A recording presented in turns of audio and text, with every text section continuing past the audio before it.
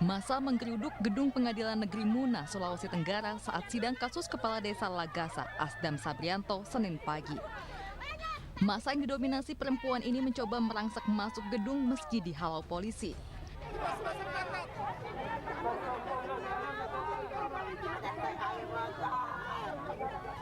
Bahkan salah seorang diantaranya tidur di depan pagar pengadilan sebagai bentuk protes.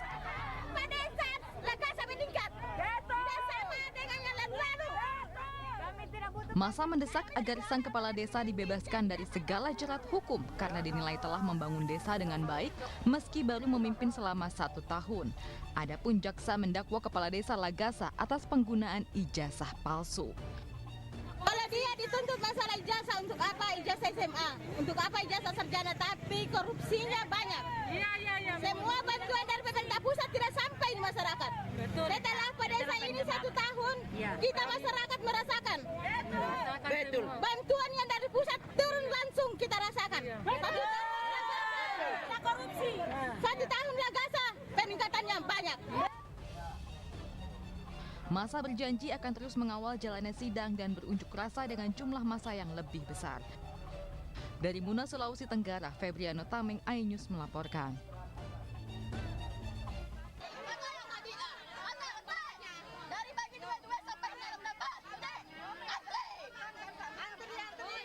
Beginilah adu mulut antar ibu-ibu yang marah antriannya diserobot saat menunggu giliran membeli beras murah yang dijual Perum Bulog Bangka di Taman UMKM Pemprov Bangka Belitung. Berdesak-desakan dan saling serobot tak terhindarkan karena ribuan warga memburu beras murah. Warga mengaku sudah tidak lagi mampu membeli beras yang makin mahal di pasaran. Untuk beli beras Bulog karena beras mahal, udah tahan harga ya Bu. Kasihan ke anak di terutama makanan. Bu, moga benar beras Bulog di toko-toko ada lagi. Karena di mana-mana kosong. Paling murah 60.000 di pasar. Perum Bulog Bangka menyiapkan 4 ton beras dalam kegiatan gerakan pangan murah ini. Dan ternyata ludes dalam waktu tidak sampai 1 jam.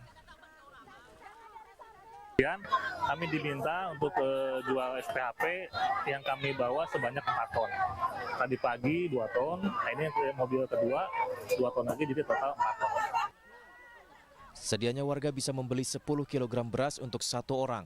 Namun karena banyak warga, panitia terpaksa membatasi 5 kg saja. Warga berharap pemerintah mengambil langkah cepat menurunkan harga beras di pasaran yang akhir-akhir ini lonjakan kenaikannya menyusahkan masyarakat. Ibu-ibu siapkan uang pas agar lebih harapan menggunakan uang pas 53.000. Ratusan warga Arca Manik, Bandung, Jawa Barat sejak pagi memadati operasi pasar murah beras yang digelar di gedung Kelurahan Cisantren, Kulon. Warga yang didominasi ibu-ibu ini rela berdesakan demi mendapatkan 5 kg beras. Petugas kelurahan pun kewalahan mengatur warga yang datang tanpa henti. Dalam operasi pasar murah ini, warga dibatasi hanya bisa beli beras murah sebanyak 5 kg dengan harga Rp53.000. 5 kilo. Sejauh ini di pasaran nggak ada di luar? Banyak sih, cuman harganya mahal.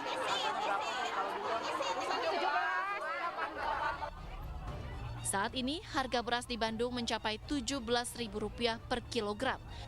Akibat mahalnya beras, operasi pasar murah yang digelar di beberapa titik di kota Bandung pun dipadati warga. Dari Bandung, Jawa Barat, Diki Wismara, iNews melaporkan.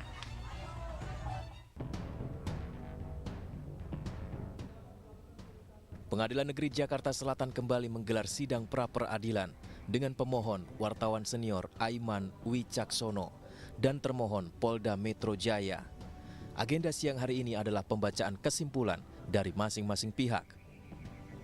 Termohon Polda Metro Jaya memilih tidak membacakan isi kesimpulan dan langsung meninggalkan ruang sidang. Sementara kuasa hukum Aiman membacakan 5 poin utama untuk pembuktian. Mereka menilai penyitaan ponsel Aiman saat diperiksa sebagai saksi dalam kasus dugaan polisi tidak netral di pemilu cacat hukum alias tidak sah. Adapun sidang putusan pra-peradilan ini akan digelar pada Selasa besok. dan kami juga diperkenankan oleh Hakim Tunggal untuk membacakan kesimpulan. Tentu poin pada inti kesimpulan kami adalah sesuai dengan fakta persidangan bahwa proses penyitaan terhadap 4 barang bukti dari saudara Aiman Wicaksono telah terbukti menurut kami sesuai dengan fakta persidangan ini itu dilakukan secara melawan hukum. Ya, hal ini ditandai dengan adanya 2 penetapan izin dari pengadilan. Ya, karena perlu dicatat bahwa dalam berita acara penyitaan ya, terhadap 4 barang bukti tersebut dicantumkan dasar atau hak yang dimiliki oleh penyidik itu atas surat izin penyitaan nomor 3 itu yang pertama. Artinya bahwa keempat-empatnya barang bukti yang disita itu sesuai dengan berita acara itu didasarkan pada surat izin penetapan yang pertama. Sehingga menurut kami apabila surat izin penetapan itu dilakukan secara benar, sudah sesuai mekanisme dalam KUHAP. 15.00 waktu Indonesia Barat. Sekali lagi tadi seperti yang disampaikan juga oleh Bung Vincent, ini bukan terkait saya, bukan terkait Aiman, tapi ini terkait dengan bagaimana kita menjaga demokrasi ini. Bagaimana kemudian narasumber ini menjadi penting. Jangan lihat siapa yang menyampaikan, tapi lihat apa yang disampaikan. Itu harus menjadi prinsip kita semua. Kuasa hukum Aiman menambahkan, saat melontarkan informasi soal dugaan polisi tidak netral, Aiman masih berstatus wartawan. Sehingga Aiman dilindungi Undang-Undang Pers. Mereka menyayangkan polisi tetap mengejar identitas narasumber yang memberi Aiman informasi, sampai menyita ponsel dan akun media sosial milik Aiman.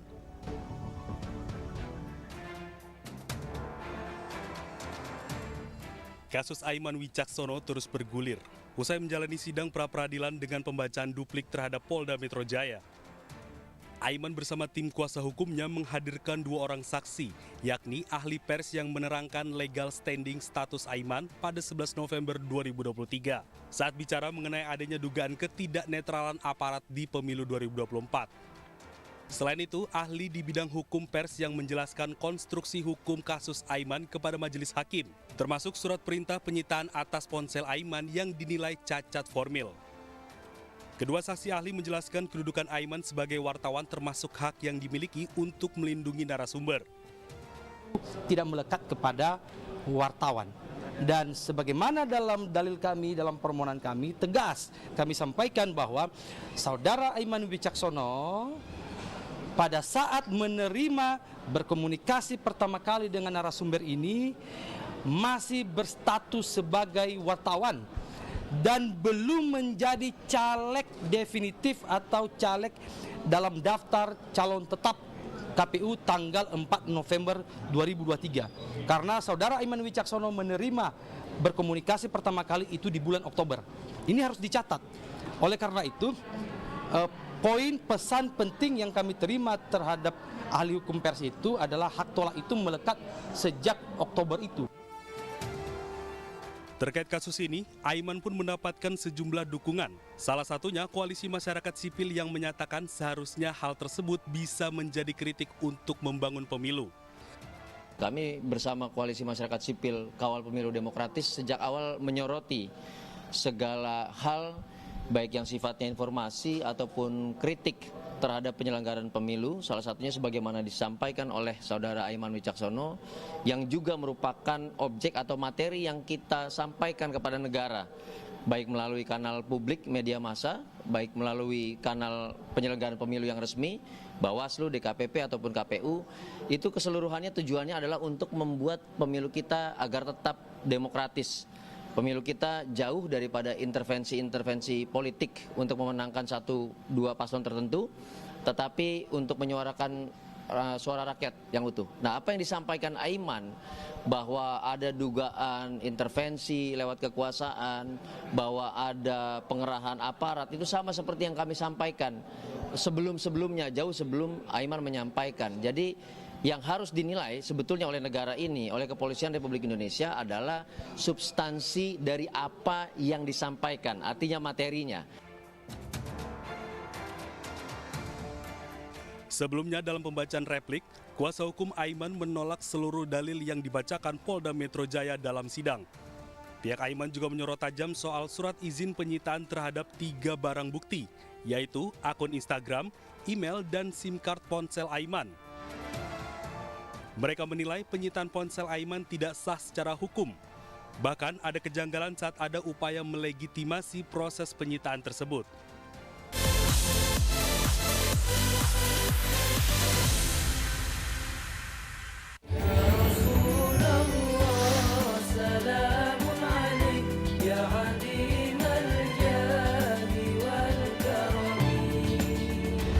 Nikmatnya Ramadan hanya di iNews.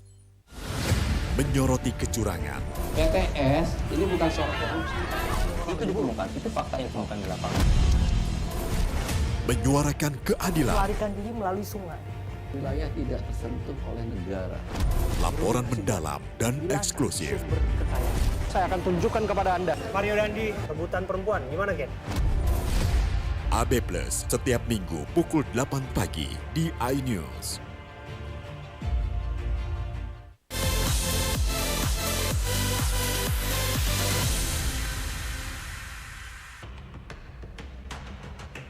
Muldoko dan AHY bersalaman saat bertemu di Istana Negara Jakarta dalam rapat kabinet paripurna. Ini adalah pertemuan perdana keduanya pasca AHY dilantik menjadi Menteri ATR BPN dan bergabung dalam kabinet Presiden Joko Widodo. AHY dan Muldoko mengaku tidak ada kecanggungan karena fokus pada pekerjaan di kabinet.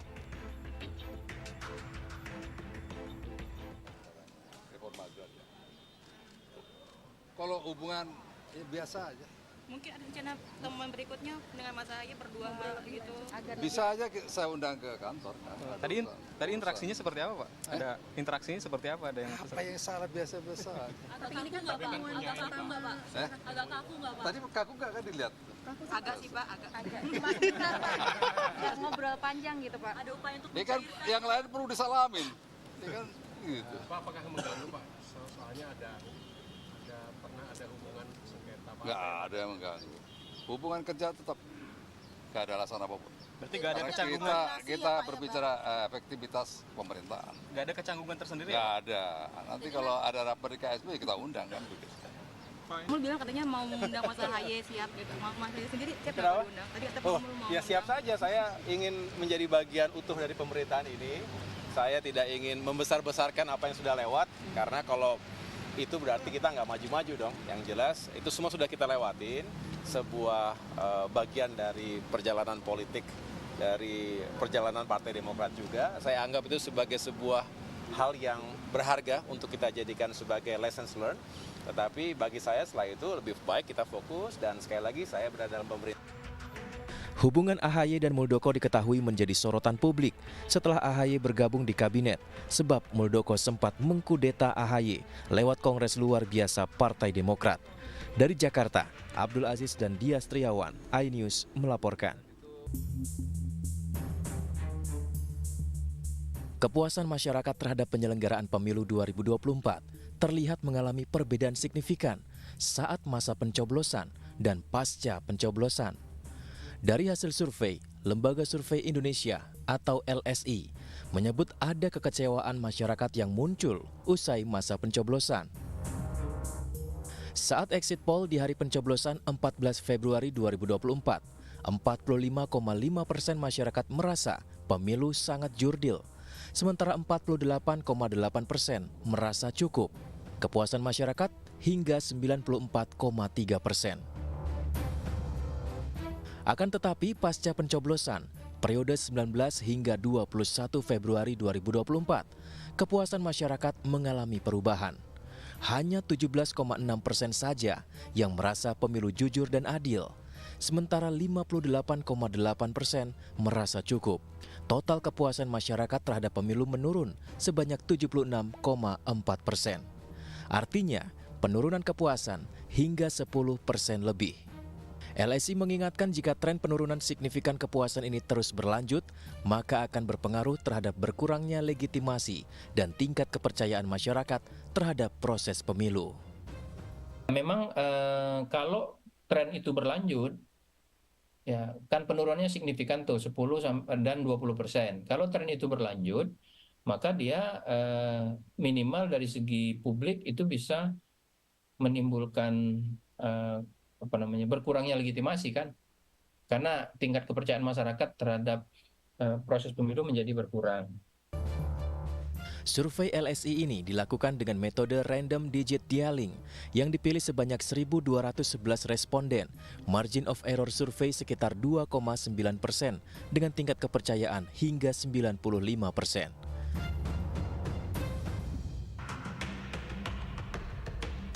Kejanggalan muncul di aplikasi Sirekap. Dalam tampilan sistem informasi rekapitulasi suara Sirekap KPU, tak menampilkan form C hasil Partai Perindo di sejumlah TPS. Hasil sementara form C1 atau C hasil pemilu 2024 di Sirekap kerap berubah-ubah. Diduga, suara milik ratusan caleg dari Partai Perindo dalam aplikasi sistem rekapitulasi Sirekap hilang. Dalam aplikasi Sirekap, form C hasil pemilu Partai Perindo tertutup atau tak ditampilkan. Hal ini terjadi di wilayah kota Sibolga, Sibolga Selatan TPS 11, TPS 14, TPS 8, dan di Nias Selatan Lahusa TPS 1, serta Selatan Idanau Tawe, Hilimbowo TPS 1. Hasil penghitungan dari aplikasi Sirekap tak jarang meresahkan masyarakat, padahal Sirekap seharusnya menjadi alat bantu mengkomunikasikan pemilu kepada masyarakat.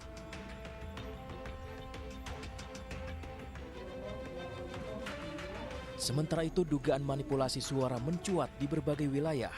Diduga ada pihak yang mengubah perolehan suara partai dan caleg tertentu untuk dipindahkan ke partai atau caleg lainnya demi memenuhi syarat lolos ambang batas parlemen. Dugaan tersebut muncul seiring keputusan KPU untuk menghentikan sementara proses rekapitulasi suara di tingkat kecamatan. Akibatnya hal tersebut menimbulkan kecurigaan. Skenario yang muncul ialah partai yang berpotensi kuat tak lolos parlemen akan dilimpahkan suaranya untuk partai tertentu. Suara partai kecil yang akan diambil dialihkan diantaranya berasal dari Partai Perindo, Gelora, dan Partai Umat. Bahkan banyak contoh suara-suara caleg yang menghilang, salah satunya caleg Partai Perindo yang mengaku ribuan suara yang didapat menghilang. Hilangnya suara ini diketahui dari sistem Sirekap milik KPU.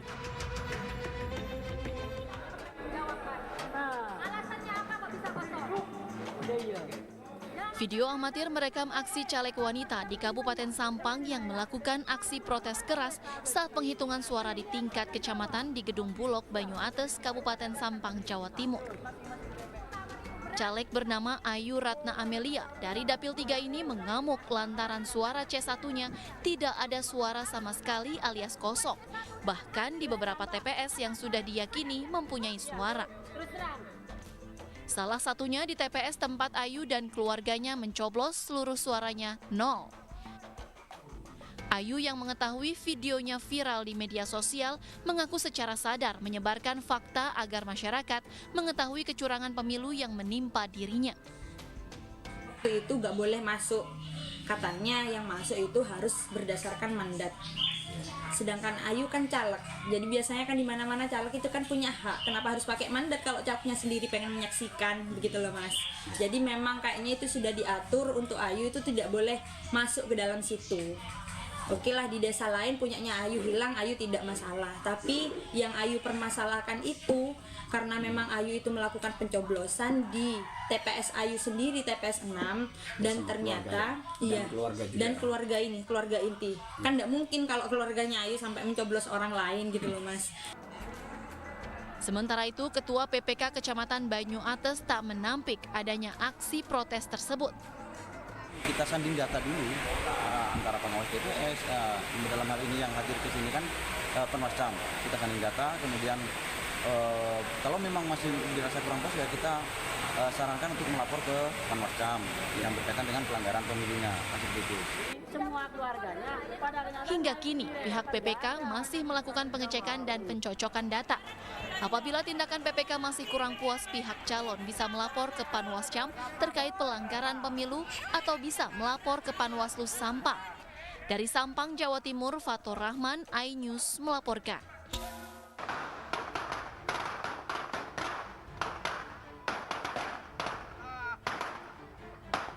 Aksi teror petasan dilakukan siang dan malam oleh caleg DPRD Kabupaten Subang, Ahmad Rizal, di Menara Masjid Tega Koneng, Desa Tambak Jati, Subang, Jawa Barat. Tidak hanya di masjid ini, teror petasan juga dilakukan di sejumlah titik dengan perolehan suara yang tidak mencapai target. Aksi teror Rizal ini memakan korban lantaran salah satu warga yang tinggal di wilayah yang diteror terkena serangan jantung dan meninggal dunia.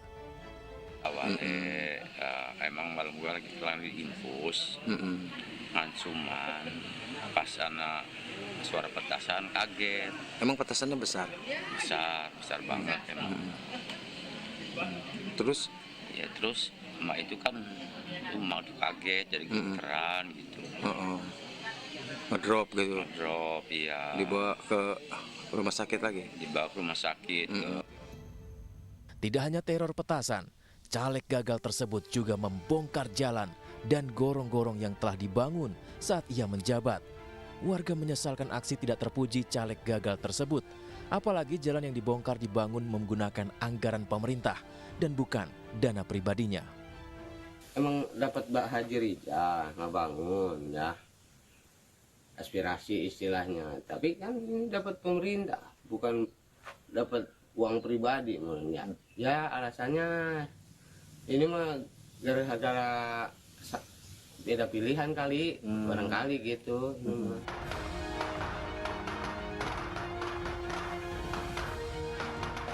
Rizal meneror warga akibat kalah dalam pemilihan legislatif. Rizal yang pernah menjadi anggota Dewan 2 periode, kalah telak dari calon pendatang baru separtainya. Dari Subang, Jawa Barat, Yudi Heriawan, Juanda, iNews melaporkan.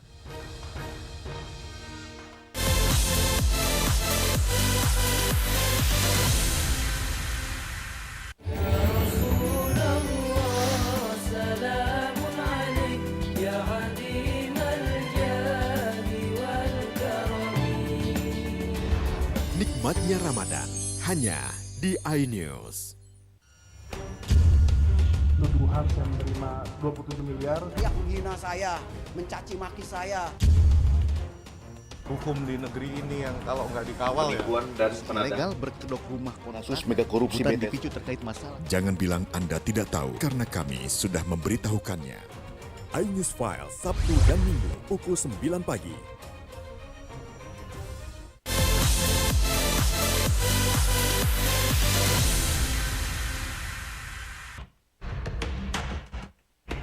Rencana Menteri Agama Yakut Kholil Kaumas menjadikan kantor urusan agama KUA dapat digunakan untuk tempat pernikahan semua agama mulai 2024.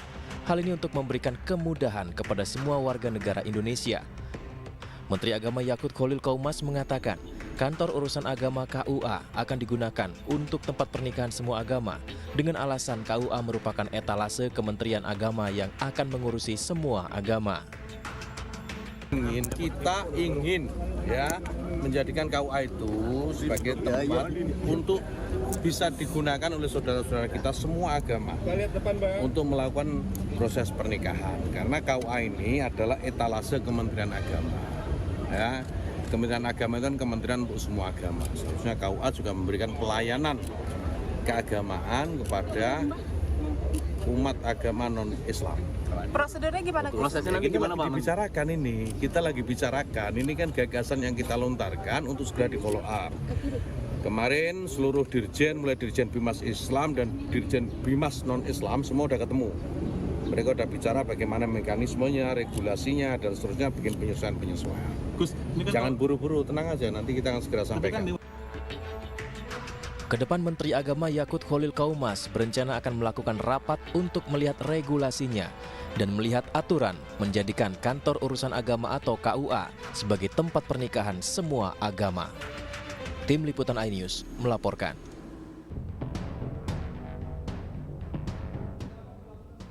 Pengadilan Negeri Jakarta Selatan kembali menggelar sidang pra-peradilan dengan pemohon wartawan senior Aiman Wicaksono dan termohon Polda Metro Jaya. Agenda siang hari ini adalah pembacaan kesimpulan dari masing-masing pihak. Termohon Polda Metro Jaya memilih tidak membacakan isi kesimpulan dan langsung meninggalkan ruang sidang.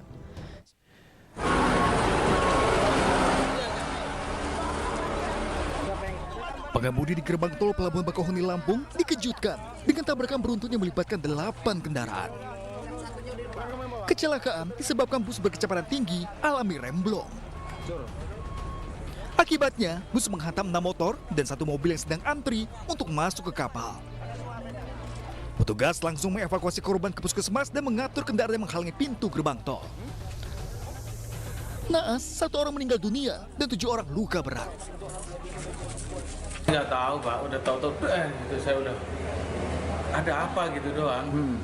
Saya cari anak saya yang besar itu tadi yang ketindihan itu pintunya buka. Sama berapa orang dalam mobil? Saya 5 Pak, anak saya 3, istri saya sama saya. Bus putih kenceng banget, nggak sempet lari. Kagak sempet soalnya kehalangan mobil. Lagi juga nggak tahu. Tapi posisi lagi diperiksa tadi. Iya, lagi diperiksa di bertiga. Banyaknya korban karena saat kejadian, aktivitas di depan gerbang tol pelabuhan sedang padat kendaraan yang akan menyeberang.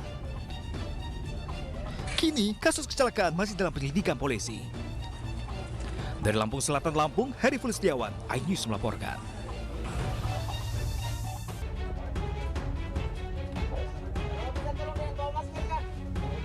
SF, bocah berumur 6 tahun ditemukan tewas di dasar jurang sedalam 5 meter di Desa Kaove, Kecamatan Kadatua, Kabupaten Buton Selatan, Sulawesi Tenggara, Minggu siang. Jenazah korban ditemukan di celah batu tanpa busana dan tertimbun batu cadas. Diduga korban sengaja dibunuh seseorang dan jenazahnya disimpan di dasar jurang, ditutupi batu-batu agar tidak diketahui orang lain. Tim Inavis sudah melakukan olah TKP dan korban sudah dievakuasi ke puskesmas terdekat untuk divisum. Daerah situ semuanya. SF, siswi taman kanak-kanak ini sebelumnya dikabarkan hilang 3 hari. Saat pulang sekolah, korban melewati kebun kelapa tidak jauh dari rumah warga. Korban diketahui bersama kawan-kawannya, namun korban tidak sampai ke rumah. Keluarga yang panik kemudian melakukan pencarian dan memasang foto dan info orang hilang di media sosial. Setelah dilakukan pencarian, jenazah korban ditemukan di dasar jurang 5 meter dengan kondisi luka di bagian kepala dan wajah. Kenapa dicari bagian sini? Karena awal TKP yang pertama itu saksinya temannya itu anak pulang dari sekolah, bila memang ada orang tapi serba hitam, dia pakai sweater gitu hitam tutup mukanya, baru dia panggil. Nah, temannya itu lari, tidak mau. Terus dia panggil saya punya anak itu, bilang Safia jangan ikut. Iya, makanya dicari bagian sini. Menurut pengakuan teman-teman korban, saat itu ada pria yang memanggil mereka saat pulang sekolah. Namun teman-temannya tidak mau mendekat pria tersebut dan langsung pulang ke rumah. Dari Kabupaten Buton Selatan, Sulawesi Tenggara, Andi Eba, iNews melaporkan.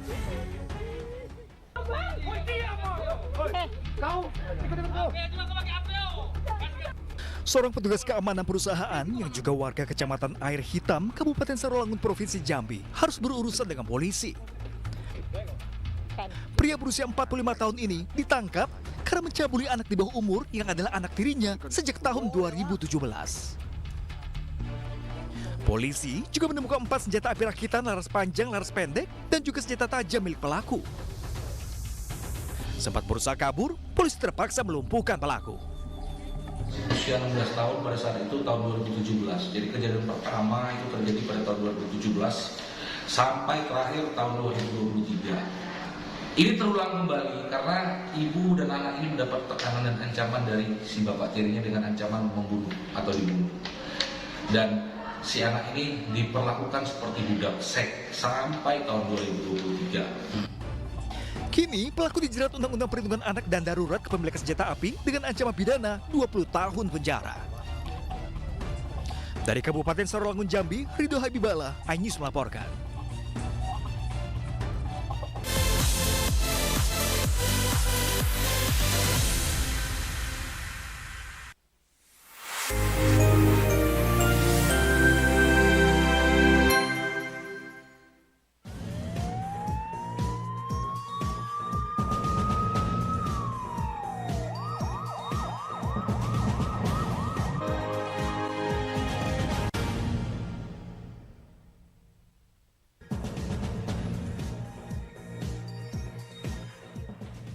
Suami di Palembang tega siram istri dengan air panas.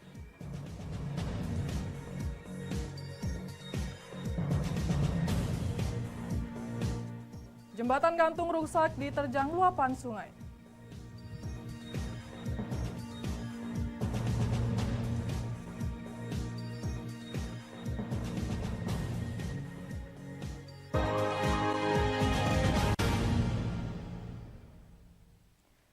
Selamat pagi, apa kabar pemirsa? Senang sekali saya dapat menemani Anda untuk menyampaikan berita kriminal dan peristiwa yang terjadi di Sumatera Selatan dan sekitarnya dalam program Borgol. Dua sajian informasi utama tadi mengawali jumpa kita pada pagi hari ini. Beragam informasi kriminal lainnya telah kami siapkan untuk Anda bersama saya Berlia Indriani. Inilah Borgol selengkapnya.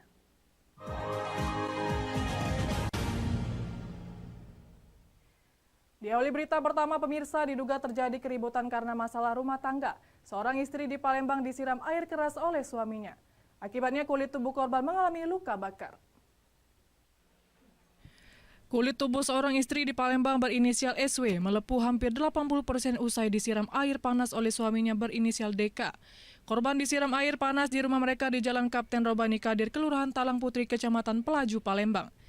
Kakak korban yang mendapat laporan dari korban SW kemudian membuat laporan ke SPKT Polrestabes Palembang. Dedi Sucipto, kakak korban, tidak mengetahui pasti penyebab adiknya disiram air panas oleh suaminya. Namun penyiraman air panas ini diduga lantaran ada masalah rumah tangga antara korban dan suaminya. Korban sendiri masih dirawat intensif di Rumah Sakit Muhammadiyah Palembang untuk diberikan perawatan medis. Iya, adik itu kan nelpon aku. Sudah datang sana. Ya aku tidak tahu juga kan kejadian itu kan. Tidak tahu nggak disiram itu kan posisinya itu kan. Itu pengakuan itu disiram siapa itu? Ya suaminya. Laporan telah diterima pihak kepolisian dan terlapor yang melarikan diri usai menyiram air panas dalam pengejaran petugas. Dari Palembang, Muhammad David, iNews melaporkan. Pemirsa, informasi lainnya, Kejari siapkan posko kejaksaan di Pelabuhan Tanjung Api-Api. Posko akan dimanfaatkan sebagai tempat transit ketika kejaksaan akan membawa pelaku tindak pidana antar daerah. Pelabuhan Tanjung Api-Api yang berada di Kabupaten Banyuasin menjadi lokasi penyeberangan penduduk antara Provinsi Sumatera Selatan dan Provinsi Bangka Belitung yang akan dipersiapkan posko kejaksaan. Penempatan posko kejaksaan ini sangat didukung penuh oleh Dinas Perhubungan. Selain tempat transit juga dapat membuat kenyaman bagi pegawai di pelabuhan untuk memudahkan akses ketika terjadi permasalahan yang berkaitan dengan hukum. Posko juga akan digunakan sebagai tempat transit dan beristirahat sementara saat kejaksaan membawa para pelaku tindak pidana. Posko ini juga akan menjadi tempat istirahat sementara ketika para pejabat yang akan melakukan penyeberangan.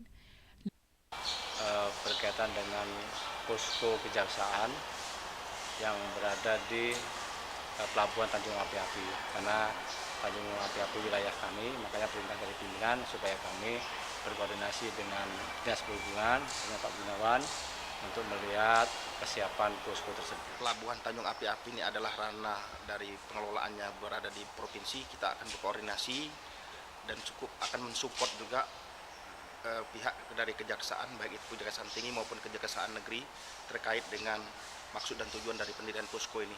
Kami akan bekerja sama dengan Dinas Perhubungan Provinsi untuk tetap bisa mensupport kegiatan daripada kejaksaan negeri maupun kejaksaan tinggi. Dari Banyuasin, Ahmad Saiful, iNews melaporkan. Pemirsa, seorang pria menjadi bulan-bulanan masa diduga hendak melakukan penipuan di sejumlah counter jual beli handphone bekas di Palembang Square Mall. Pelaku melancarkan aksinya memperdaya korban dengan menunjukkan bukti transfer palsu saat hendak bertransaksi. Inilah video amatir seorang pria berkemeja putih menjadi bulan-bulanan masa lantaran hendak melakukan aksi penipuan di sejumlah counter jual beli handphone bekas di Komplek Mall Palembang Square. Beruntung aparat kepolisian yang berada di TKP segera mengamankan pelaku ke dalam mobil untuk diselamatkan dari amukan massa. Sebelumnya pelaku diketahui telah melancarkan modusnya terhadap 7 counter jual beli handphone bekas yang ada di lokasi tersebut namun tidak berhasil.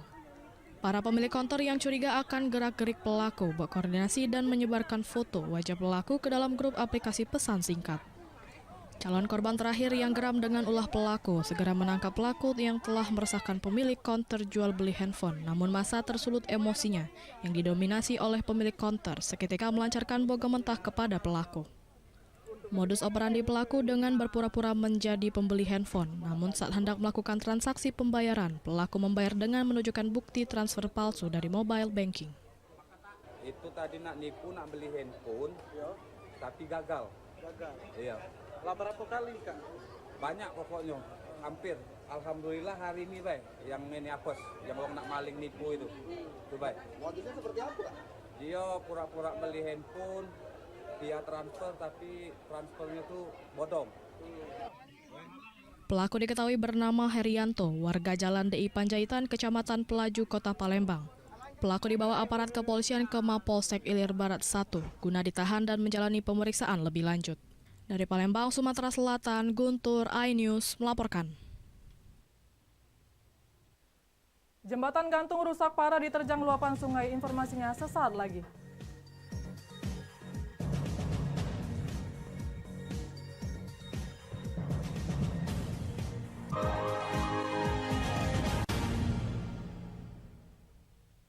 Saya Aiman Wicaksono. Saya akan mengupas tuntas malam ini.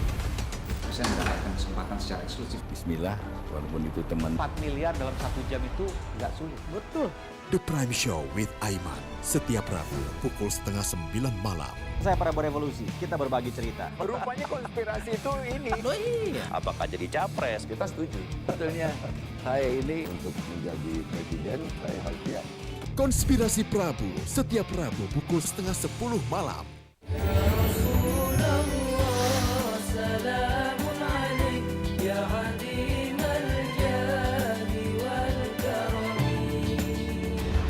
Nikmatnya Ramadan hanya di iNews.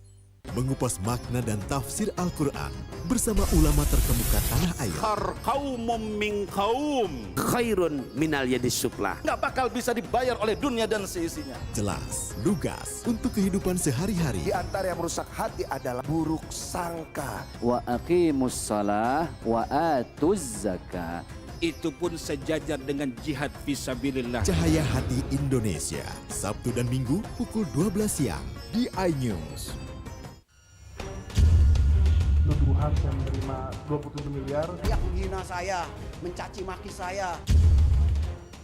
Hukum di negeri ini yang kalau nggak dikawal penipuan dan ilegal berkedok rumah kasus mega korupsi dipicu terkait masalah. Jangan bilang Anda tidak tahu karena kami sudah memberitahukannya. iNews File Sabtu dan Minggu pukul 9 pagi. Selamat datang di iNews Today. Lengkapi pagi Anda dengan update informasi terkini. Apa penyebabnya? Apakah karena aspal ruas jalan ini amblas membentuk lubang? Boleh nggak sih dikasih senjata? Nggak boleh. Saya punya di bawah supervisor.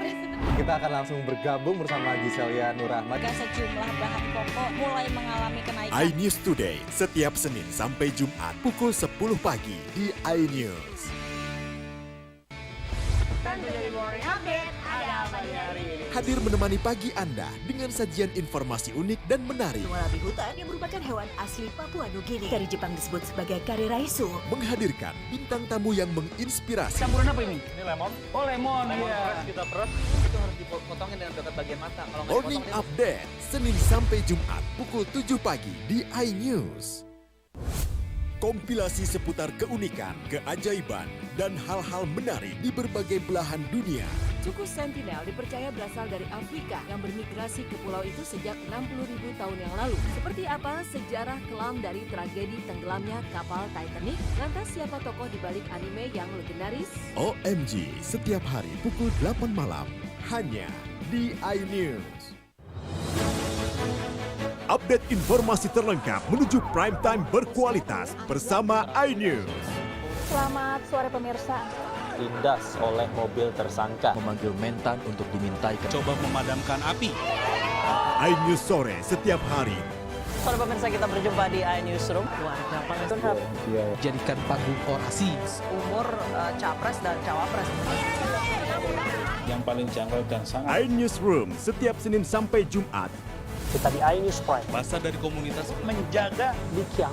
Akan bahwa secara normal kedua penduduk berada di Bandung, Jawa Barat. Memiliki komunitas. kepanjangan. iNews Prime setiap Senin sampai Jumat. Inilah iNews Malam mengevakuasi korban mas yang salah sasaran. Disertai asap hitam. Bicara pada menit ke-6 di Riau berjalan aman. CIC memberikan tarif promo. iNews Malam setiap hari hanya di iNews.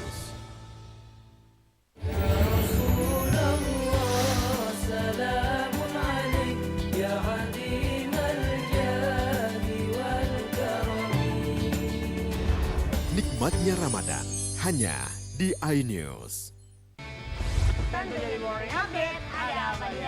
Hadir menemani pagi Anda dengan sajian informasi unik dan menarik. Wallaby hutan yang merupakan hewan asli Papua Nugini. Dari Jepang disebut sebagai kari raisu. Menghadirkan bintang tamu yang menginspirasi. Campuran apa ini? Ini lemon. Oh lemon, Fresh kita peras.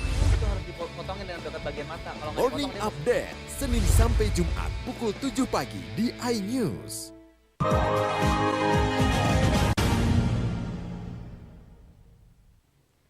Anda masih bersama kami di Berita Kriminal Borgol. Jembatan gantung di Desa Karangagung, Kecamatan Batu Raja Barat rusak akibat diterjang luapan arus sungai. Pemkab Oku akan memperbaiki jembatan tersebut dengan penanganan darurat dan mewacanakan jembatan permanen. Pemerintah Kabupaten Ogan Komering Ulu akan melakukan perbaikan jembatan gantung di Desa Karangagung, Kecamatan Batu Raja Barat yang rusak akibat diterjang luapan arus sungai Ogan pada Jumat lalu. Jembatan itu akan diperbaiki dengan penanganan darurat dahulu, sehingga aktivitas masyarakat yang menggunakan jembatan tidak terganggu baik yang dari desa induk maupun ke dusun atau perkampungan dan perkebunan warga setempat. Seluruh OPD teknis terkait telah menyusun rencana, terutama Dinas PUPR dan BPBD Oku yang telah mengambil langkah cepat sehingga dampak dari putusnya jembatan ini tidak terlalu signifikan bagi masyarakat setempat.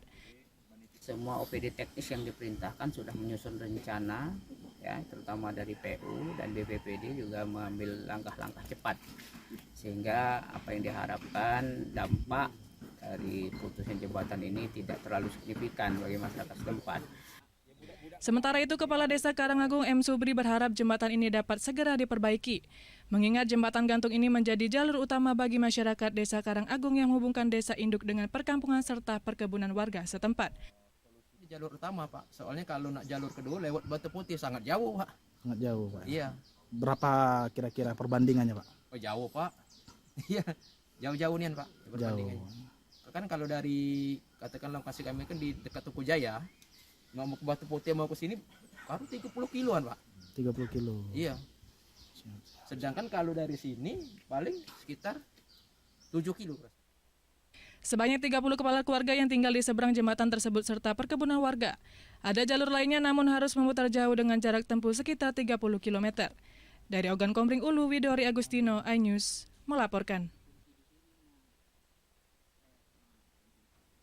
Pemirsa, seorang pria warga Saringan, Kecamatan Lawang Kidul, Muara Enim ditemukan meninggal dunia dengan posisi tergantung di langit-langit kamar mandi miliknya. Peristiwa pertama kali diketahui pihak keluarga yang kemudian menghubungi pihak kepolisian. Peristiwa mengagetkan terjadi di Saringan, Kecamatan Lawang Kidul. Seorang pria berusia 25 tahun ditemukan tidak bernyawa dengan posisi tergantung di langit-langit kamar mandi rumahnya. Dengan posisi yang masih tergantung, pihak keluarga yang langsung menghubungi polisi kemudian bersama-sama menurunkan korban yang sudah tidak bernyawa. Menurut keterangan pihak kepolisian, korban yang baru ditinggal pergi sang istri beberapa hari belakangan sempat mengatakan akan mengakhiri hidupnya kepada sang ayah. Ternyata hal itu benar-benar terjadi. Dugaan sementara masalah keluarga yang jadi pemicu korban mengakhiri hidupnya. Dari informasi, korban sudah 2 kali menikah, namun dari 2 kali pernikahan tidak ada yang bertahan lama. TKP sendiri berada persis di belakang rumah orang tua korban. Pihak kepolisian yang datang ke lokasi langsung mengambil data dan kemudian meminta keterangan saksi.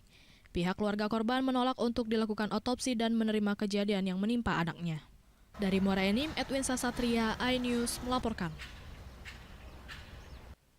Kita beralih ke informasi lainnya, pemirsa. Polda Sumsel melaksanakan pemusnahan lebih dari 100 kg sabu dan 134.000 butir ekstasi. Dalam pemusnahan, polisi mengundang pelajar sebagai edukasi bahaya narkoba.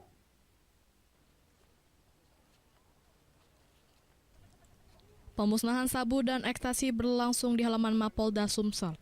Ratusan kilogram sabu dan ratusan ribu butir ekstasi dimusnahkan dengan cara di blender. Ungkap kasus ini merupakan hasil kinerja kepolisian, namun di sisi lain sangat mengkhawatirkan mengingat masih tingginya angka barang bukti ungkap kasus narkoba. 2 bulan terakhir, Januari dan Februari, Polda Sumsel mengamankan lebih dari 100 kg sabu serta 134.423 butir ekstasi. Ungkap kasus ini berdasarkan dari 12 laporan kepolisian dengan 22 tersangka yang diamankan, termasuk tersangka pasangan suami istri yang menjadi bandar sabu.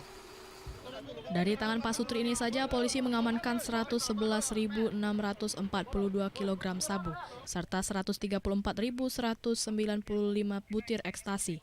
Sebelumnya polisi menangkap rekan pelaku saat berkendara. Hasil pengembangan, polisi menggerebek kediaman Bandar Pasutri dan didapati sabu di dalam lemari. Polda Sumsel sudah melarang musik remik dalam setiap hajatan. Dengan adanya musik remik tersebut terindikasi mengundang para pengguna narkoba. Yang di Banyuasin kemarin itu setelah saya cek, lokasi pestanya itu 45 menit dari polsek terdekat Taman Kelapa. Nah di situ ada tokoh-tokoh masyarakat. Bahkan mungkin sebelum acara dimulai ada yang memimpin doa. Dengan adanya meja remix itu saja sudah indikasi. Nah masyarakat kita kalau nggak ada remix nggak rame ya. Nah, saya sudah melarang karena apa? Remix itu akan mengundang pemakai narkoba. Saat pemusnahan narkoba, Polda Sumatera Selatan sengaja mengundang para pelajar sebagai edukasi kepada generasi penerus akan bahaya narkoba. Dari Palembang, Firdaus, iNews melaporkan.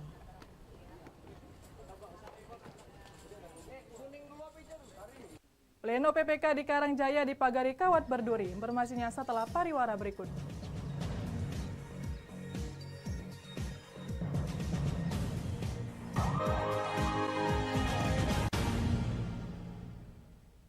Saya Aiman Wicaksono.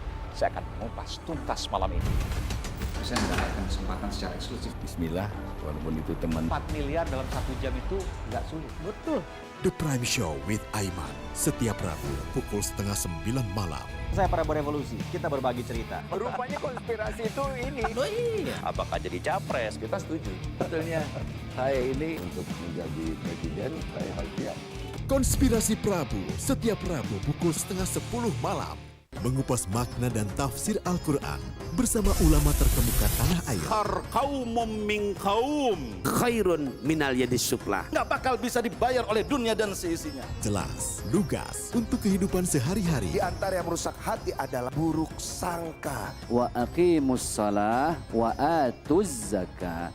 Itu pun sejajar dengan jihad fisabilillah. Cahaya Hati Indonesia, Sabtu dan Minggu pukul 12 siang di iNews. Nuduhan saya menerima 27 miliar. Yang menghina saya, mencaci maki saya. Hukum di negeri ini yang kalau nggak dikawal Penipuan ya. dan ilegal berkedok rumah Kasus mega korupsi dipicu terkait masalah. Jangan bilang Anda tidak tahu karena kami sudah memberitahukannya. iNews File Sabtu dan Minggu pukul 9 pagi.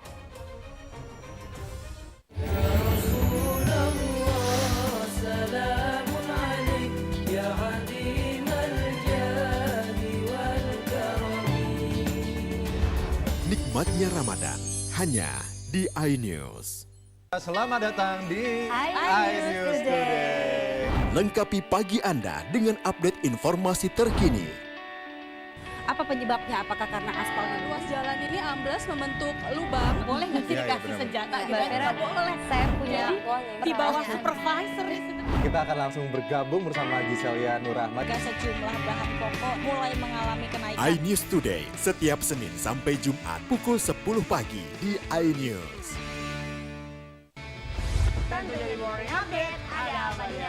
Hadir menemani pagi Anda dengan sajian informasi unik dan menarik. Warabi hutan yang merupakan hewan asli Papua Nugini. Dari Jepang disebut sebagai kari raisu. Menghadirkan bintang tamu yang menginspirasi. Campuran apa ini? Ini lemon. Oh lemon, Fresh kita peras. Itu harus dipotongin dengan dekat bagian mata. Kalau nggak Morning dipotong, Update Senin sampai Jumat pukul 7 pagi di iNews. Kompilasi seputar keunikan, keajaiban, dan hal-hal menarik di berbagai belahan dunia. Suku Sentinel dipercaya berasal dari Afrika yang bermigrasi ke pulau itu sejak 60.000 tahun yang lalu. Seperti apa sejarah kelam dari tragedi tenggelamnya kapal Titanic? Lantas siapa tokoh di balik anime yang legendaris? OMG setiap hari pukul 8 malam hanya di iNews. Update informasi terlengkap menuju prime time berkualitas bersama iNews. Selamat sore pemirsa. Lindas oleh mobil tersangka. Memanggil mentan untuk dimintai. Coba memadamkan api. iNews sore setiap hari. Sore pemirsa, kita berjumpa di iNewsroom. Warga Palembang Jadikan panggung orasi. umur capres dan cawapres. Yang paling jangkau dan sangat iNewsroom setiap Senin sampai Jumat Kita di iNews Prime. Masa dari komunitas Menjaga Dikyang. akan bahwa secara normal betul-betul duduk berada di Bandung, Jawa Barat. Memiliki komunitas. Kepanjangan. Ajak masyarakat. iNews Prime setiap Senin sampai Jumat. Inilah iNews Malam mengevakuasi korban mas yang salah sasaran. Disertai asap hitam. Bicarakan pada menit ke-6 di Riau berjalan aman. CIC memberikan tarif promo. iNews Malam setiap hari. Hanya di iNews.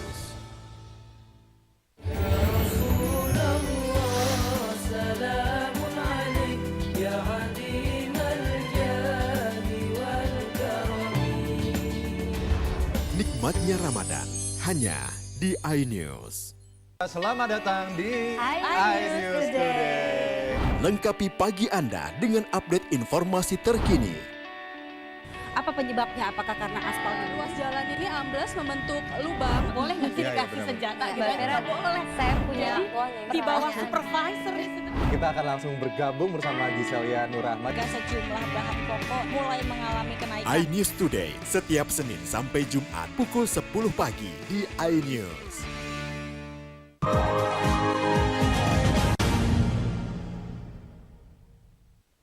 Pemirsa, Anda masih bersama kami di Berita Kriminal Borgol. Guna menjaga situasi penghitungan suara di tingkat kecamatan yang sempat memanas dan diwarnai aksi demo, pihak kepolisian dari Polres Musirawas Utara mengerahkan ratusan personil dan memasang pagar kawat berduri di kantor camat tempat penghitungan suara PPK Karangjaya. Pleno penghitungan suara di tingkat PPK Karangjaya, Kabupaten Musirawas Utara pada pemilu 2024 dijaga ketat pihak keamanan TNI dan Polri.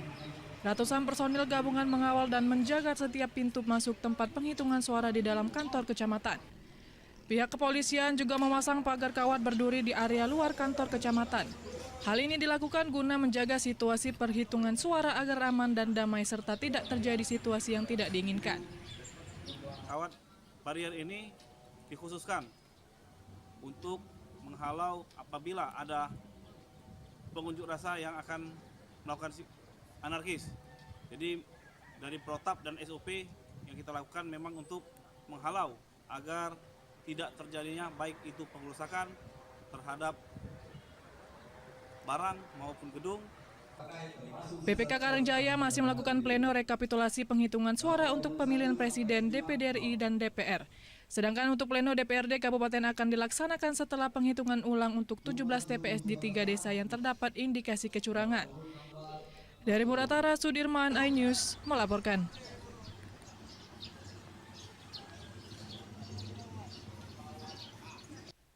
Pemirsa, pagar di SMA Negeri 1 Oku roboh diduga akibat hujan deras yang melanda. Mendapat kabar tersebut, para ikatan keluarga alumni meninjau dan berjanji akan memperbaiki pagar dengan dana patungan para alumni. Patut dicontoh para alumni sekolah mendapat kabar adanya pagar sekolah di SMA Negeri 1 Ogan Komering Ulu yang roboh diduga akibat hujan deras yang melanda kawasan itu. Ikatan Keluarga Alumni SMA Negeri 1 Ogan Komering Ulu meninjau kondisi pagar sekolah. Diketuai Teddy Melwansyah yang juga saat ini menjabat Kepala Dinas Pendidikan Provinsi Sumsel, para alumni dari berbagai angkatan berkeliling melihat kondisi fasilitas sekolah. Setelah melihat kejadian itu, Teddy bersama para alumni mengaku prihatin dan berjanji akan melakukan perbaikan secara urunan menggunakan dana dari para alumni. Hal itu dilakukan sebagai bentuk rasa cinta dari para alumni sekaligus memberikan contoh kepedulian terhadap sekolah dan para alumni membantu kesulitan sekolah dengan tidak mengandalkan dari pemerintah saja. Beberapa hari lalu mendapatkan kabar dari Pak Ketua Komite kami bahwa terjadi bencana pagar roboh di SMA ini. Maka kami selaku alumni dan mantan yang pernah punya pendidikan di sini harus ada kepedulian, harus punya perhatian. Maka itu kami tergerak.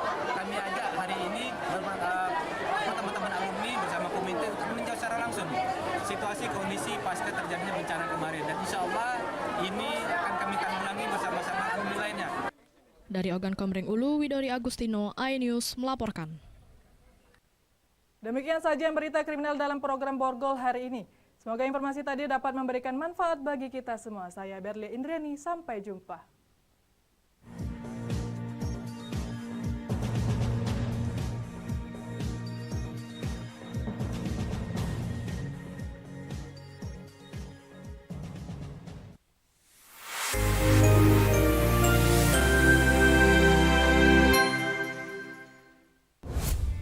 Kompilasi seputar keunikan, keajaiban, dan hal-hal menarik di berbagai belahan dunia. Suku Sentinel dipercaya berasal dari Afrika yang bermigrasi ke pulau itu sejak 60.000 tahun yang lalu. Seperti apa sejarah kelam dari tragedi tenggelamnya kapal Titanic? Lantas siapa tokoh di balik anime yang legendaris? OMG, setiap hari pukul 8 malam, hanya di iNews.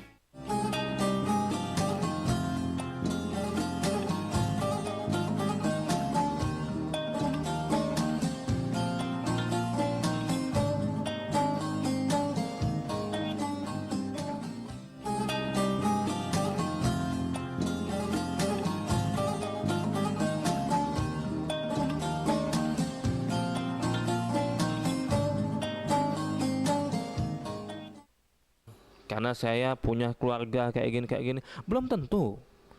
Dan kadang-kadang dibuat oleh Allah Ta'ala jadi berantakan gara-gara dia salah beribadah. Tawakal itu ibadah.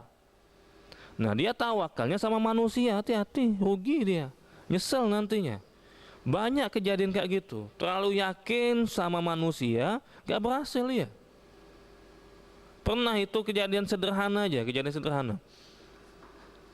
Ada orang tuh, sopir, janjian sama orang itu, tenang aja sudah, nggak usah dihubungi. Pasti orang itu nongkrongnya nunggunya di situ, disebut sama dia wilayah situ. Muter-muter nggak ketemu dia. Padahal orang itu nunggu depan gang situ, nunggu depan jalan. Muter-muter nggak ketemu dia. Sadar ya, bener ternyata ya. Kalau kita ini terlalu percaya sama manusia, yakinnya sama manusia, nyesel, rugi. Padahal orang itu yang dia tunggu-tunggu, yang dia cari itu depan gang, depan jalan. Itu kejadian sederhana itu. Banyak kisah-kisah lain, orang itu terlalu tawakal sama manusia, nyesel ya. Karena salah, bisa jadi Allah sengaja jadikan dia pelajaran untuk dia itu. Salah dia tuh tempat bersandar, salah. Jangan bersandar sama manusia. Sudah diingatkan oleh Allah Ta'ala dalam surat Al-Insyirah atau surat Asy-Syarah ayat 8, wa ila rabbika farghab. Hanya kepada Tuhanmu lah engkau itu harusnya berharap. Allah alim bissawab. Inilah 8 ayat yang dalam surat Al-Insyirah yang telah kita bacakan, keterangannya dari ulama. Intinya dalam surat Al-Insyirah ini atau surat Asy-Syarah ini, Allah Ta'ala menjelaskan nikmat-nikmat yang Allah berikan kepada Nabi Muhammad alaihissalam. Salah satu nikmat besar yang Allah berikan kepada Nabi Muhammad alaihissalam adalah ketenangan hati. Itu nikmat sangat besar sekali Bapak sekalian. Hati kita tenang, nyaman, itu lebih besar sekali nikmat dibandingkan duit yang banyak. Duit banyak tapi nggak tenang, udah nggak ada fungsinya. Ada orang itu hartanya banyak, mobilnya banyak, tapi diponis sama dokter umur nggak bakal panjang, nggak tenang saya jalani hidup katanya. Padahal duit banyak itu. Nah, ketenangan hati ini Bapak sekalian nikmat yang lebih besar dibandingkan dengan harta. Maka oleh karena itu ulama menjelaskan afdalu ni'matin ya'isu bihal abdu fid dunya ba'dal iman huwa insyirahus sadr. Nikmat, salah satu nikmat yang paling afdol, yang paling besar yang diberikan kepada seorang hamba di dunia ini adalah nikmat ditenangkannya hati dia. Setelah nikmat iman, nikmat hati itu menjadi tenang. Kenapa seperti itu? Kalau hatinya sudah tenang, sudah nyaman, dia nggak bakal sedih. Ada yang hilang, misalkan mobilnya hilang, udah santai aja dia. Nah, dia nggak akan gelisah. Ngelihat masa depan, gimana masa depan saya Pak Ustadz, misalkan gimana masa depan anak saya Pak Ustadz. Tenang dia. Tapi walaupun uangnya banyak, hartanya banyak, kalau nggak tenang nggak bisa nikmatin itu.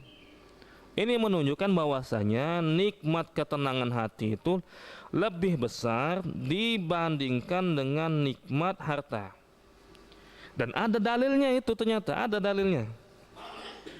Dalilnya, dasarnya dalam surat Yunus ayat 58.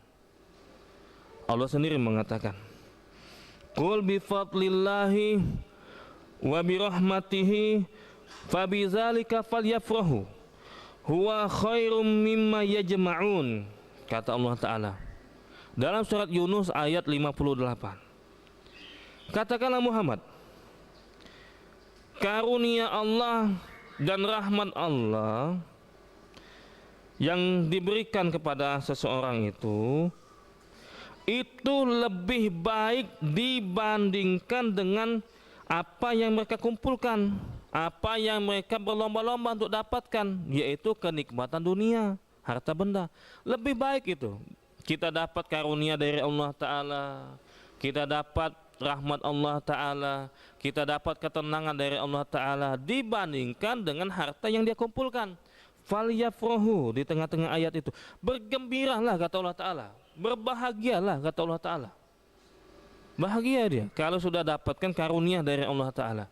Salah satunya yaitu hati yang mendapatkan ketenangan. Kita hidup ini Bapak sekalian, siapapun kita, selama kita hidup di dunia, selama kita mengaku beriman kepada Allah Ta'ala, pasti akan mendapatkan ujian dari Allah Ta'ala. Pasti itu, pasti. Nabi Muhammad paling beriman, tapi ujiannya paling besar, karena memang sudah janji dari Allah Ta'ala, am hasibatum an tadkhulul jannah walamma ya'tikum masalul ladzina khalau min qablikum masathumul ba'sa wad-dharra wa zulzilu hatta yaqula rasul walladzina amanu ma'ahu mata nasrullah ala inna nasrullahi qarib. Nah, Allah Ta'ala mengatakan di dalam surat Al-Baqarah ayat 214, apakah manusia itu dibiarkan saja masuk surga sebelum mereka mendapatkan ujian, kata Allah Ta'ala, sebagaimana ujian yang dialami oleh umat-umat terdahulu. Mereka ditimpa kepedihan, kesusahan, bahkan mereka itu diguncangkan oleh banyak macam cobaan, sehingga Rasul dan orang-orang yang beriman saat itu mengatakan, kapan pertolongan Allah itu datang? Dijawab oleh Allah Ta'ala, ala inna nasrullahi qarib, ketahuilah pertolongan Allah itu sudah dekat. Fa inna ma'al usri yusra, sudah kesulitan itu nanti bakal datang kemudahan dari Allah Ta'ala. Tinggal masalahnya gini, kita ini Bapak sekalian banyak masalah. Ada yang punya masalah dengan keluarganya, dengan pasangannya, dengan bisnisnya, dengan tetangganya, dengan temannya, dan seterusnya. Gimana caranya kita ini biar bisa diselesaikan masalah kita ini oleh Allah Ta'ala? Salah satu janji Allah Ta'ala, kita doa, minta sama Allah, itu pasti bakal dikabulkan oleh Allah Ta'ala. Ya Allah, saya punya masalah ini, ya Allah, tolong selesaikan masalah saya. Kalau kita berdoa pada Allah Ta'ala, pasti dikabulkan oleh Allah Ta'ala. Karena Allah sendiri mengatakan dalam surat Al-Baqarah ayat 186. Di dalam surat Al-Baqarah ayat 186 Allah Ta'ala mengatakan, wa idza sa'alaka ibadi anni fa inni qarib ujibu da'watad da'i idza da'ani. Wahai Muhammad, kalau ada hambaku bertanya kepadamu, katakanlah aku ini dekat, bukan jarak ya, aku ini dekat.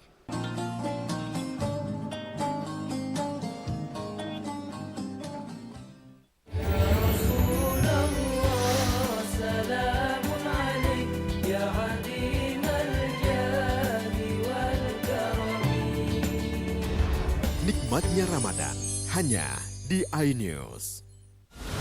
Menyoroti kecurangan, PTS ini bukan soal korupsi. Itu ditemukan, itu fakta yang ditemukan di lapangan. Menyuarakan keadilan, Melarikan diri melalui sungai. Wilayah tidak tersentuh oleh negara. laporan mendalam dan eksklusif. Saya akan tunjukkan kepada Anda. Mario Dandi, rebutan perempuan, gimana Gen? AB Plus setiap minggu pukul 8 pagi di iNews. Saya Aiman Wicaksono. Saya akan mengupas tuntas malam ini. Saya mendapatkan kesempatan secara eksklusif. Bismillah, walaupun itu teman. 4 miliar dalam 1 jam itu nggak sulit. Betul. The Prime Show with Aiman, setiap Rabu pukul 8:30 malam. Saya Prabowo Revolusi, kita berbagi cerita. Rupanya konspirasi itu ini. Oh iya. Apakah jadi capres? Kita setuju. Sebetulnya saya ini untuk menjadi presiden, saya harus siap. Konspirasi Prabu, setiap Rabu pukul 9:30 malam.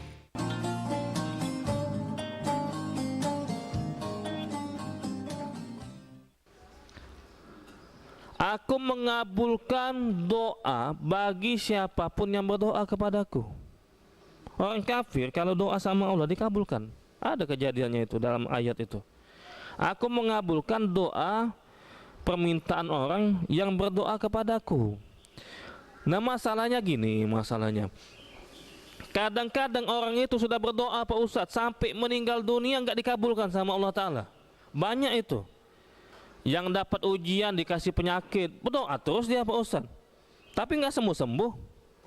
Katanya Allah nggak mungkin ngingkari janjinya, padahal di dalam surat Al-Baqarah ayat 186 Allah janji yang minta sama Allah apapun masalahnya pasti dikabulkan sama Allah Ta'ala, pasti diijabahkan oleh Allah Ta'ala. Tinggal masalahnya banyak kita lihat Allah itu belum mengabulkan doa bagi mereka, kata mereka. Maka jawabnya Allah itu tidak mungkin ngingkari janji. Mungkin kita yang salahnya. Salah. Dalam surat Al-Baqarah ayat 186 itu baca lagi ayatnya. Ujibu da'watad da'i idza da'ani. Aku itu ngabulkan doa bagi siapapun yang berdoa kepadaku. Ada ayatnya, ada terusannya ayat itu. Bukan berhenti sampai situ. Falyastajibuli wal yu'minu bi, kata Allah Ta'ala. Kalian itu penuhi seruanku, lakukan perintahku, itu kata Allah Ta'ala. Syaratnya mau dikabulkan oleh Allah Ta'ala, lakukan perintahku. Ini doa terus, maksiat terus, gimana mau dikabulkan?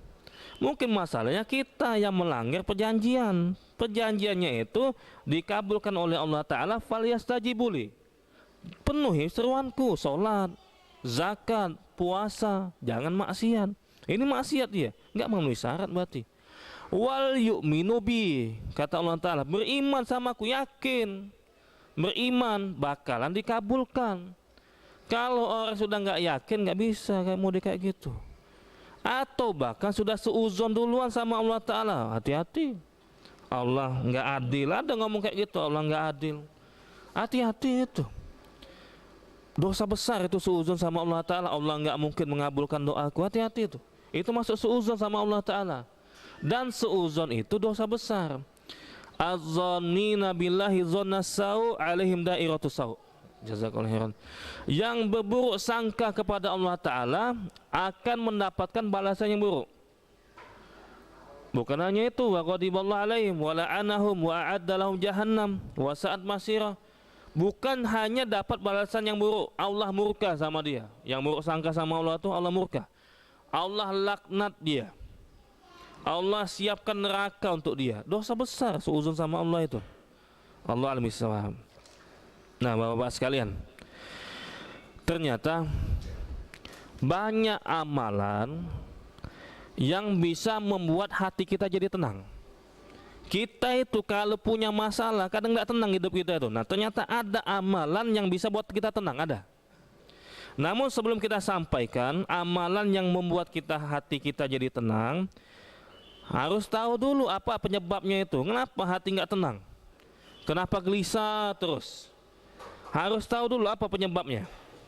Nah, orang nggak tenang itu, Bapak sekalian, hidupnya nggak tenang, walaupun hartanya banyak, itu karena maksiat. Jelas karena maksiat. Makin banyak maksiat dia, makin nggak tenang hidup dia. Berdasarkan firman Allah Ta'ala dalam surat Toha ayat 124. Waman a'rada an zikri fa inna lahu ma'isyatan donka. Siapa yang berpaling dari peringatanku, kata Allah Ta'ala, maka dia akan mendapatkan kehidupan yang sempit. Nah, berpaling dari peringatanku, jangan judi, nah, jangan meninggalkan sholat, itu berpaling dari peringatan Allah, itu akan diberikan kehidupan yang sempit. Dalam surat Toha ayat 124. Artinya maksiat yang menyebabkan orang itu nggak tenang hidupnya. Nah, itu ya. Makin banyak maksiat, makin nggak tenang hidup dia. Itu keterangan dari Allah Ta'ala dalam surat Toha tadi ayat 124. Nah, sekarang amalannya apa ini? Kalau punya masalah kita sama keluarga kita, gimana Pak Ustadz biar tenang hati nih? Punya masalah dia sama istrinya, ada istri punya masalah dengan suaminya, punya masalah dengan keluarganya, bisnisnya bangkrut misalkan, rugi misalkan. Gimana Pak Ustadz biar tenang? Apakah ada amalan? Banyak amalannya. Banyak amalannya. Semua amal soleh itu bisa membuat kita tenang. Tapi ada beberapa amalan yang dijelaskan memang khusus faedahnya ini bisa menenangkan hati.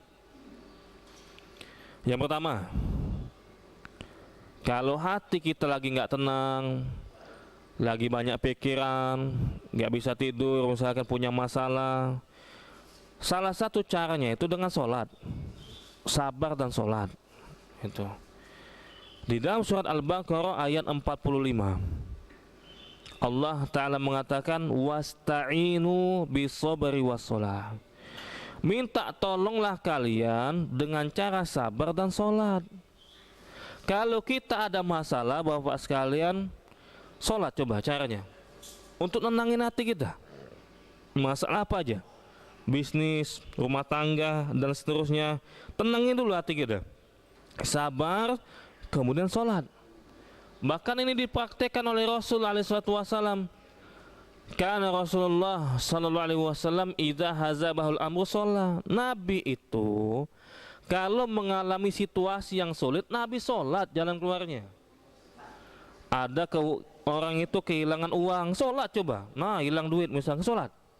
Untuk menenangkan diri kita, untuk meminta bantuan kepada Allah Ta'ala. Sholat. Itu yang pertama. Yang kedua Bapak-bapak sekalian, biar hati kita tenang ini, kalau lagi galau, lagi gelisah, lagi punya masalah, apapun masalah itu, zikir. Nah, berzikir sudah. Apa subhanallah, apa alhamdulillah, apa Allahu Akbar, zikir. Karena zikir itu memang bisa membuat hati tenang. Allah sendiri yang mengatakan itu dalam surat Ar-Ra'd. Dalam surat Ar-Ra'd ayat 28. Ala bizikrillahi tatmainul qulub. Ketahuilah dengan zikir pada Allah Ta'ala, dengan mengingat Allah Ta'ala akan membuat hati menjadi tenang. Nah, emosi misalkan, coba zikir dulu, astagfirullah, astagfirullah, alhamdulillah atau subhanallah, zikir. Nah, dengar omongan misalkan, dengar omongan yang nyakitin hati. Banyak kadang-kadang model kayak gitu. Gimana Pak Ustadz? Ada orang ngomongin saya Pak Ustadz, fitnah saya misalkan, omongannya nyakitin hati. Apakah ada amalannya biar kita tenang? Ada ternyata. Kalau ada omongan orang itu nyakitin hati kita, ada ternyata amalannya. Amalannya dalam surat An-Nahl ayat 97 sampai 99 atau 97 sampai 98. Kalau ada orang nyakiti kita, omongannya nyakitin kita, nah ini amalannya ada. Di dalam surat An-Nahl ayat 97 dan 98. Allah Ta'ala berfirman, walaqad na'lamu annaka yadhiqu sadruka bima yaqulun fasabbih bihamdi rabbika wa kum minas sajidin. Nah, kata Allah,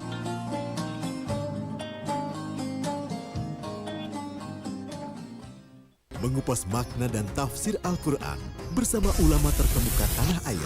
Qaumum min qaum khairun minal yadis suflah. Nggak bakal bisa dibayar oleh dunia dan seisinya. Jelas, lugas untuk kehidupan sehari-hari. Di antara yang merusak hati adalah buruk sangka. Wa aqimus shalah wa atuz zakah. Itu pun sejajar dengan jihad fisabilillah. Cahaya Hati Indonesia, Sabtu dan Minggu pukul 12 siang di iNews. harus yang menerima 27 miliar. Dia menghina saya, mencaci maki saya. Hukum di negeri ini yang kalau nggak dikawal penipuan dan ilegal berkedok rumah kasus mega korupsi BTS. dipicu terkait masalah. Jangan bilang Anda tidak tahu, karena kami sudah memberitahukannya.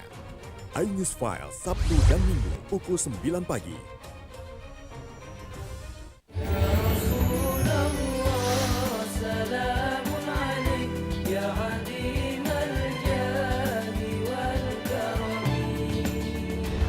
Nikmatnya Ramadan, hanya di iNews.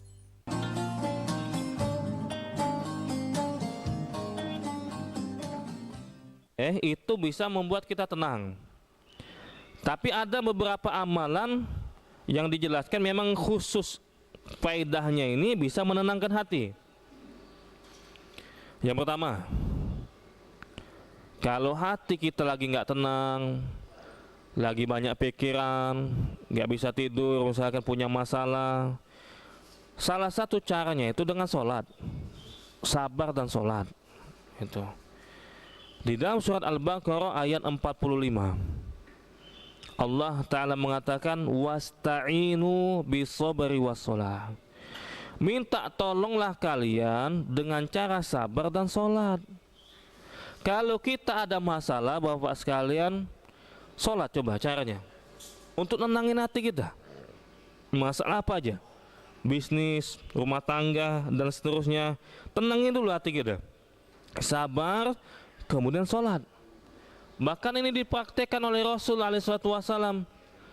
Karena Rasulullah SAW idza hazabahul amru sholat. Nabi itu kalau mengalami situasi yang sulit, Nabi sholat jalan keluarnya.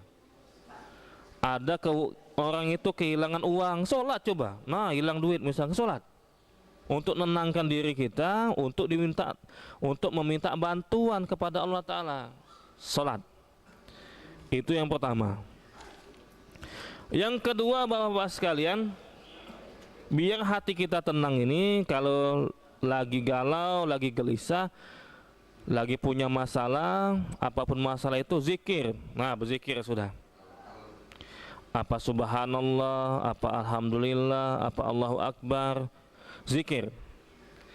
Karena zikir itu memang bisa membuat hati tenang. Allah sendiri yang mengatakan itu dalam surat Ar-Ra'd.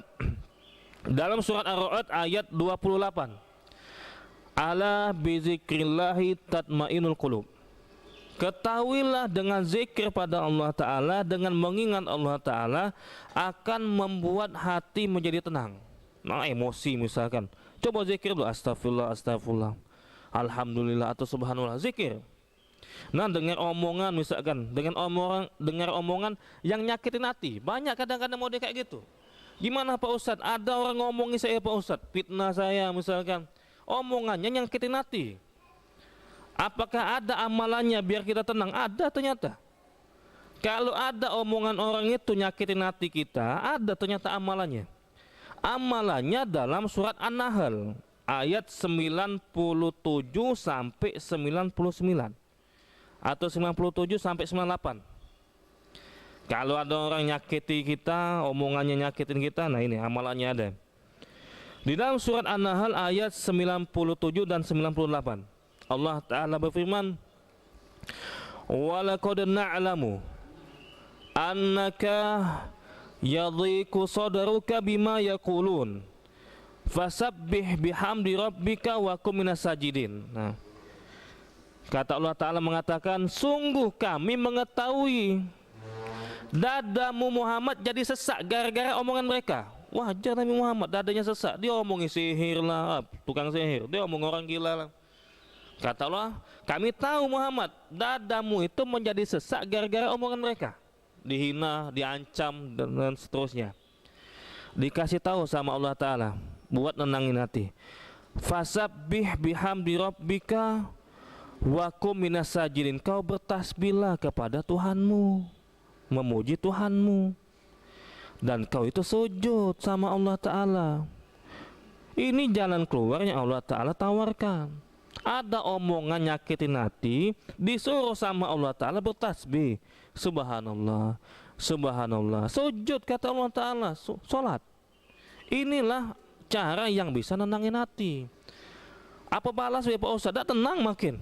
Kurang ini, kurang setimpal aku balas, nggak akan tenang. Tapi kalau kita lakukan cara yang Allah ajarkan, tenang hati kita. Kadang-kadang kayak gitu memang. Nah, sudah baik Pak Ustadz, aku nih Pak Ustadz, apalah salahnya? Niat aku nih nolong misalkan. Nggak ada niat yang lain, masih diomongin orang riak lah, masih diomongin orang modus lah dan yang lainnya, nyakitin hati misalkan. Memang kayak gitulah manusia, banyak ujiannya itu. Wa tawasau bis-sabri. Nah kan, harus saling menasihatkan untuk sabar. Sabar itu diganggu dari pihak luar dan pihak dalam. Kadang keluarga sendiri, kadang teman sendiri yang nyakitin, kadang orang lain, kadang teman satu perusahaan, satu tim yang nyakitin kita. Makanya kata Allah Ta'ala bertasbih, zikir. Zikir itu bisa nenangi hati. Atau cara lain, banyak-banyak baca Al-Quran. Nah, lagi emosi, lagi nggak tenang pikiran, baca Al-Quran. Itulah salah satu cara biar kita ini tenang. Berdasarkan surat Al-Isra ayat 82. Wa nunazzilu minal Qur'an ma huwa shifaa'u wa rahmatul lil mu'minin. Kami turunkan Al-Quran ini sebagai penyembuh dan sebagai rahmat untuk orang yang beriman. Al-Quran itu media pengobatan, sarana kesembuhan seseorang. Kesembuhan dari apa Pak Ustadz? Al-Quran itu kesembuhan sakit fisik, sakit hati bisa. Nggak tenang Pak Ustadz, saya Pak Ustadz, baca Al-Quran. Penyembuh ini, obat ini umum ini. Bisa sakit fisik, di ruqyah dianya. Nah, tangannya sakit misalkan, tekilir Pak Ustadz, kakinya tekilir habis main bola misalkan, ruqyah udah, bacakan Al-Fatihah atau yang lainnya, ruqyahkan kakinya itu. Atau lagi nggak tenang, ini juga penawarnya Al-Quran, buat hati kita menjadi tenang. Jadi Bapak sekalian, mungkin kita pernah mengalami situasi yang membuat hati kita nggak tenang, atau nanti kita mengalami situasi yang membuat hati kita nggak nyaman. Banyak amalannya, amalan yang bisa menenangkan kita. Tadi sholat, berzikir, baca Quran, itu diantara amalan yang membuat hati kita menjadi tenang, dan semoga nanti bisa kita amalkan nanti. Kalau suatu saat ada sesuatu yang membuat hati kita jadi nggak tenang. Allah alim bissawab. Semoga ini bermanfaat bagi kita semua. Silakan jika ada pertanyaan.